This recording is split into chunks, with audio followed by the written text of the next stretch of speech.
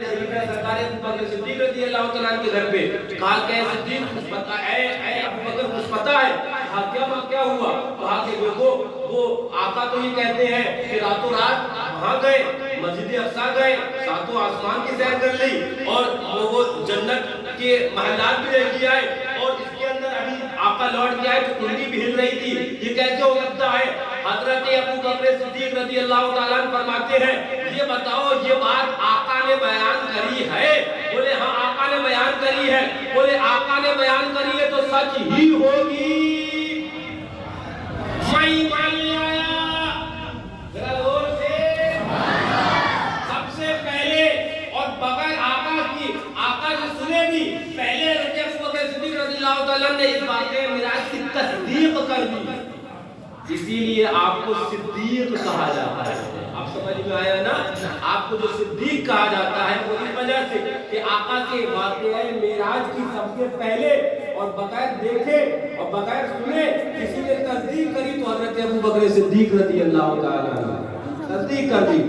اچھا اور آگے بڑھو، میں نے کہا تھا کہ بہت ایمان کے ساتھ بیان کروں، فرمایا جاتا ہے کہ یہ جو ہے وہ غار ثور ہے، آقا نے کہا تھا اے صدیق کو ہجرت کرنا ہے۔ قرآن پاک کے اندر اعوذ باللہ من الشیطان الرجیم ثانی اثنین اذ ہما فی الغار، کہ وہ دو شخصیتیں جو کہ غار میں موجود ہیں، یہ قرآن اس غار ثور کی طرف اشارہ کر رہا ہے، یعنی حضرت ابو بکر صدیق رضی اللہ تعالیٰ عنہ کا ذکر قرآن کے اندر آیا ہے۔ ثانی اثنین اذ ہما فی الغار، جبکہ وہ غار میں تھے۔ حضرت سیدنا سرکار صدیق اکبر رضی اللہ عنہ جب پہنچے غار ثور کے قریب تو جب دیکھا غار کا معاملہ تو آقا سے فرمایا آقا آپ ٹھہرے، فرماتے ہیں واللہ لا تدخلوا حتی ادخلوا، آقا قسم خدا کی آپ کو داخل نہیں ہونے دوں گا غار کے اندر، پہلے میں داخل ہوں گا، اگر کوئی اندر کیڑا پتنگا یا کوئی بھی نقصان کرنے والی چیز ہوگی تو صدیق کو پہنچی، آقا کو نہ پہنچنا چاہیے۔ اندر داخل ہوئے، داخل ہونے کے بعد دیکھا کہ کئی چھید ہیں، ثقباً حدیث کے الفاظ کہ کئی چھید دیکھے تو اپنا ازار پھاڑا، اپنا کپڑا پھاڑا، ایک چھید کے اندر لگایا، دوسرے چھید کے اندر، تیسرے چھید کے اندر، چوتھے، سارے چھید فرماتے ہیں کپڑا ختم ہو گیا، دو چھید باقی رہے ڈھکنے سے، تو دونوں چھیدوں کے اندر اپنے پاؤں کو لگا دیا، دونوں چھیدوں کے اندر اپنے پاؤں کو لگا دیا۔ پھر آقا کو آواز دی، آقا تشریف لائے، یہ حدیث پاک امام مشکات نے نقل بھی فرمائی ہے۔ آقا سے کہا کہ آقا اندر تشریف لائے، آقا اندر تشریف لائے۔ حضرت ابو بکر صدیق رضی اللہ تعالیٰ عنہ کے زانوں پہ آقا نے سر رکھا، وہ نامہ حدیث کے الفاظ ہے، اور آقا سو گئے۔ جب آقا سو گئے فرماتے ہیں فَلُوْدِغَ ابو بکر، حدیث کے الفاظ، تو حضرت ابو بکر صدیق رضی اللہ تعالیٰ عنہ کو سانپ نے ڈس لیا۔ فَلُوْدِغَ ابو بکر، حضرت ابو بکر صدیق رضی اللہ عنہ کو سانپ نے ڈس لیا۔ فرماتے ہیں تکلیف اس شدت کی تھی، عرب کے سانپ مشہور ہے، اگر کتابوں میں پڑھو گے، اتنی تکلیف، اتنی شدت، بہت زیادہ تکلیف، لیکن آقا سو رہے، الفاظ دیکھو پھر تمہیں سمجھ میں آئے گا۔ فرماتے ہیں امام مشکات فرماتے ہیں وَلَمْ يَتَحَرَّكْ مُخَافَةَ أَنْ يَتَنَبَّهَ رسول اللہ صلی اللہ علیہ وسلم، اتنی شدید تکلیف کے بعد ابو بکر صدیق ہلے تک نہیں، اس ڈر سے کہیں آقا کی نیند نہ کھل جائے۔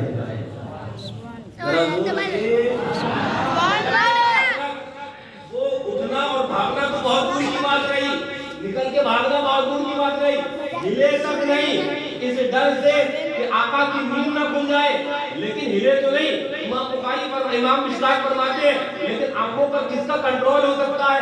آنسو نکلنے لگے، آنسو نکلنے لگے، اور آنسو نکلے، اور آقا کے چہرے اقدس پہ جب آنسو گرے، آقا بیدار ہوئے، اے ابو بکر کیا ہوا ہے؟ فرماتے ہیں فدا کا امی و ابی، آقا نظر تو، آقا آپ کے اوپر میرے ماں باپ قربان ہو جائے، آقا مجھے سانپ نے ڈس لیا ہے، آقا میں ڈس لیا گیا، آقا مجھے سانپ نے ڈس لیا ہے۔ آقا فرماتے ہیں حدیث پاک کہ آقا فرماتے ہیں ابو بکر فکر کیوں کرتے ہو؟ آقا نے لعاب دہن اس جگہ لگایا جہاں سانپ نے ڈسا تھا۔ فرماتے ہیں آقا اے ابو بکر اب کیسا پاتے ہو؟ کہتے ہیں کہ پہلے ہی جیسا پاتا ہوں، درد ہی نہیں ہے۔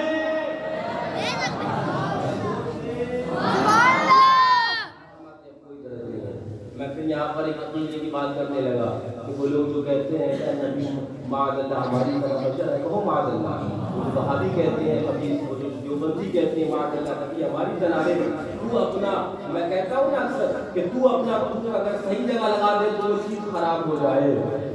اور آقا اگر لعاب دہن لگائے تو حضرت ابوبکر صدیق کا وہ زہر بھی صاف کا چلا جائے. آقا اگر لعاب دہن لگائے حضرت عبداللہ ابن عتیق کی وہ ٹوٹی ہوئی ہڈی ٹھیک ہو جائے. آقا اگر لعاب دہن لگائے تو وہ کھاری کنواں وہ میٹھا ہو جائے. آقا کا لعاب دہن سبحان اللہ، ہاں سبحان اللہ. پھر حضرت ابوبکر صدیق رضی اللہ تعالیٰ بیدار ہوئے، اعلیٰ حضرت فاضل آقا بیدار ہوا اور لعاب دہن لگایا. اعلیٰ حضرت فاضل بریلوی رضی اللہ تعالیٰ نے اس کو اس انداز میں بیان کرتے ہیں کہ صدیق بلکہ غار میں جان ان پہ دے چکے اور حفظ جان کو جانے فروز غرر کی ہے. فرماتے ہیں حضرت عمر فاروق اعظم رضی اللہ تعالیٰ سے سوال ہوا حضرت ابوبکر صدیق رضی اللہ تعالیٰ کے تعلق سے، فبکا حدیث کے الفاظ ہیں، تو حضرت صدیق فاروق اعظم رضی اللہ تعالیٰ رونے لگے. جب حضرت صدیق اکبر رضی اللہ تعالیٰ ذکر ہوا تو رونے لگے. تو اس کے بعد فرمایا کہ مجھ سے صدیق اکبر رضی اللہ تعالیٰ کے بارے میں پوچھتے ہو؟ ارے حقیقت یہ ہے، سچائی ہے کہ میرے سارے عمل صدیق کی ایک راتوں میں سے ایک رات اور صدیق کے دنوں میں سے ایک دن کے برابر ہو جائے تو میں سمجھوں گا بہت. فرماتے ہیں راتوں میں سے وہ ایک رات کون سی ہے؟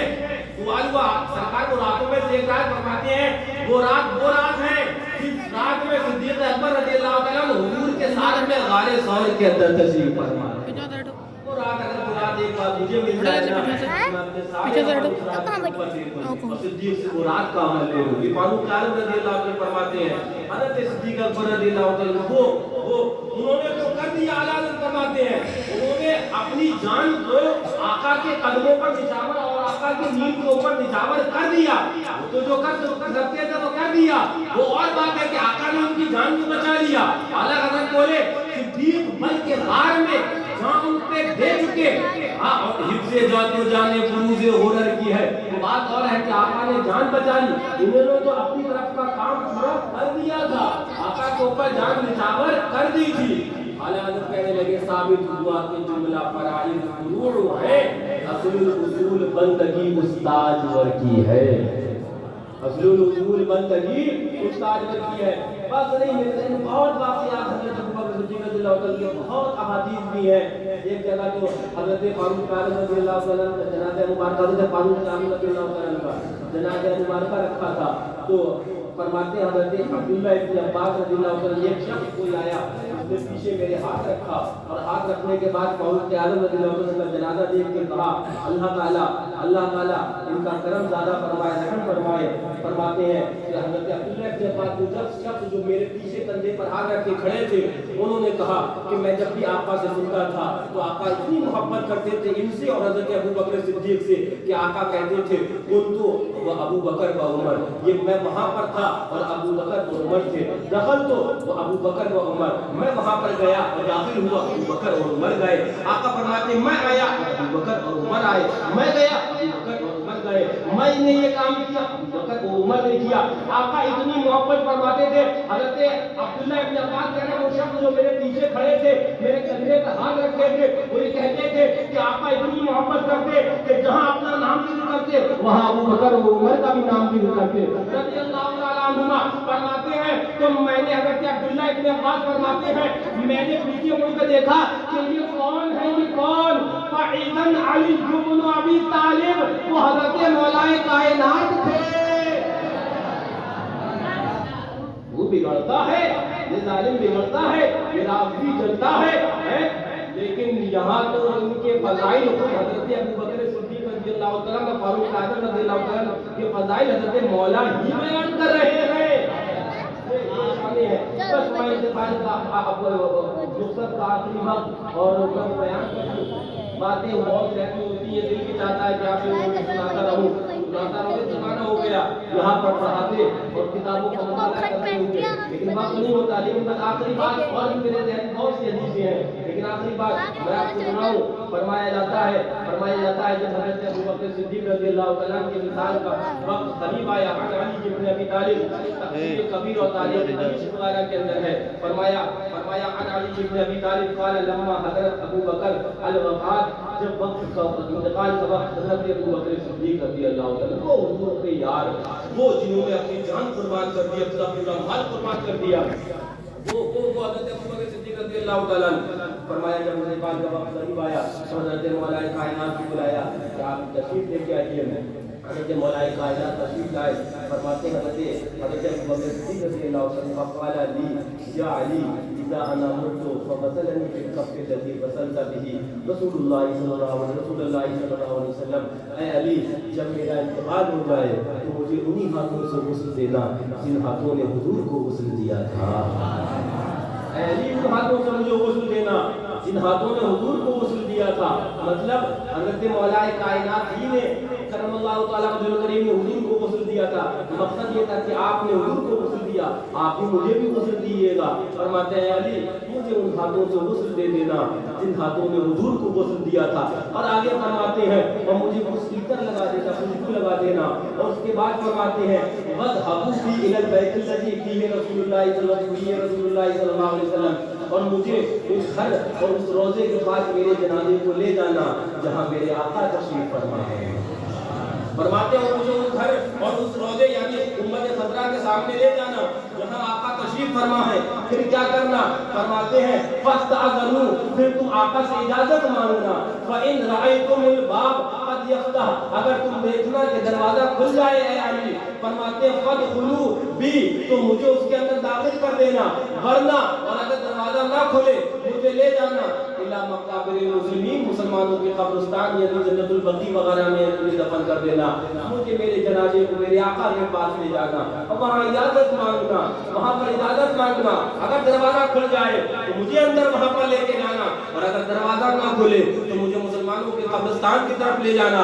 فرماتے ہیں جب آپ کا انتقال ہوا، انتقال ہو جانے کے بعد فرماتے ہیں فَغُسِلَ وَكُفِنَ، فرمایا غسل دیا حضرت مولا کائنات رضی اللہ تعالیٰ نے، کفن دیا حضرت مولا کائنات کرم اللہ تعالیٰ وجل کریم میں، اور فرماتے ہیں وَكُنْتُ، حضرت مولا کائنات فرماتے ہیں وَكُنْتُ أَوَّلُ مَنْ يَأْذُنُ إِلَى الْبَابِ، میں پہلا تھا جو دروازے پہ کھڑا ہوا، سنہری جالی شریف سامنے تھی، آقا کے دروازے پہ کھڑا ہوا، اور مولا علی فرماتے ہیں حضرت ارشاد فرماتے ہیں میں پہلا تھا جو اجازت مانگتا تھا، اور اجازت میں نے کیسے مانگی؟ فرماتے ہیں فَقُلْتُ یا رسول اللہ ھذا ابو بکر مستأذن، آقا یہ آپ کے محبوب ابو بکر ہیں جو آپ کے پاس آج آئے ہیں اور آپ کو کچھ اجازت چاہتے ہیں۔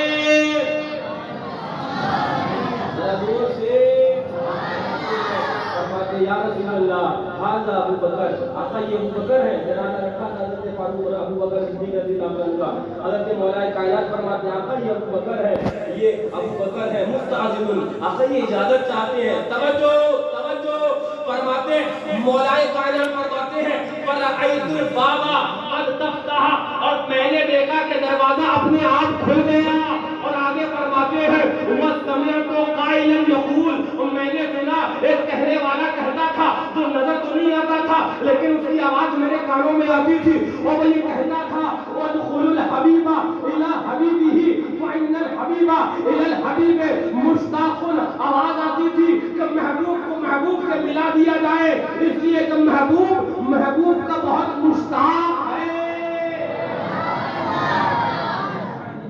پتا کیا چلا؟ اس سے دو باتیں پتا چلی، میں اس روایت سے دو باتیں بیان کرنے لگا، بس وہ آخری بات، اس کے بعد انشاءاللہ خطبہ جمعہ، اس سے دو باتیں، وہ لوگ جو کہتے ہیں نعوذ باللہ نبی مر کر مٹی میں مل گئے، کہو معاذ اللہ، کہو معاذ اللہ، حضرت ابو بکر صدیق نے اس پوری قوم کا جنازہ نکالا کہ نہیں نکالا؟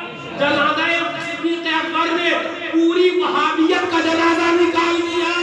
پتا کیا چلا؟ وہ وہابیوں وہ عقیدہ تمہارا ہے کہ نبی مر کر مٹی میں مل گئے، اور یہ عقیدہ صدیق اکبر کا ہے کہ پانے مثال آقا ایسے زندہ کہ میرے جنازے کا بھی فیصلہ آقا ہی نے فرمایا۔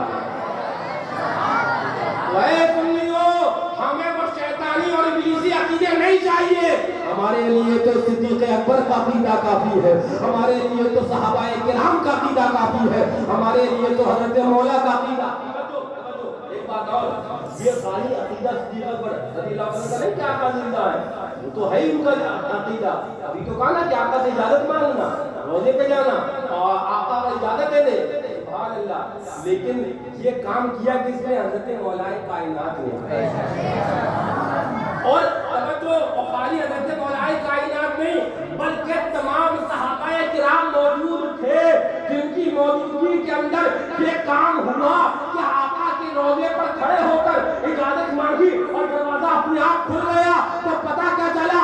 سارے صحابہ، حضرت ابو بکر صدیق کا عقیدہ کہ آقا زندہ، حضرت عمر کا عقیدہ کہ آقا زندہ، حضرت عثمان کا عقیدہ کہ آقا زندہ، حضرت علی کا عقیدہ کہ آقا زندہ، حضرت طلحہ کا عقیدہ کہ آقا زندہ، زبیر کا عقیدہ کہ آقا زندہ، حضرت عبد الرحمن بن عوف کا عقیدہ کہ آقا زندہ، سب صحابہ کا عقیدہ کہ آقا زندہ، اعلیٰ حضرت کا عقیدہ کہ آقا زندہ، شیر سنت کا عقیدہ کہ آقا زندہ۔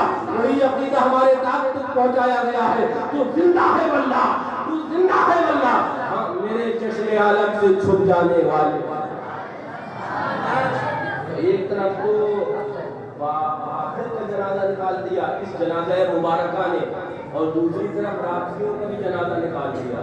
وہ کہہ سکتے تھے کہ نہیں، انہوں نے زبردستی امت خضرا کے اندر اپنی قبر شریف کا انتخاب فرمایا، اور حضرت ابو بکر صدیق رضی اللہ عنہ نے فرما دیا کہ نہیں، میری تاریخ پڑھ لینا، میں امت خضرا میں شریف میں اپنی مرضی سے نہیں، میں تو حضور کی مرضی سے گیا ہوں، ہے نا۔ کسی شاعر نے کہا تو بگڑتا ہے، تو بگڑتا ہے اور وہ پہلو میں سلائے ہوئے ہیں، ہے نا، تو بگڑتا ہے وہ پہلو میں سلائے ہوئے۔ اللہ تعالیٰ انہی پیاروں کی محبت میں چلائے، انہی پیاروں کی محبت میں سلائے، انہی پیاروں کی محبت میں اٹھائے، اور انہی کے قدم پاک کا صدقہ ہم سب کو عطا فرمائے۔ یاد رکھنا 22 جمادی الاخری آپ کا تاریخ یعنی کہ شہادت کا دن ہے، اور وہ شہادت صدیق کی تفسیر اللہ کے وقت ہو جائے گا۔ شہادت کا دن ہے 22 جمادی الاخری، یاد رکھنا، اپنے عزیز اور اپنے بچوں کو بھی وہ دن یاد دلانا۔ فاروق اعظم رضی اللہ تعالیٰ عنہ کا عرس کا دن ہے۔ ہم علیہ السلام، السلام علیکم۔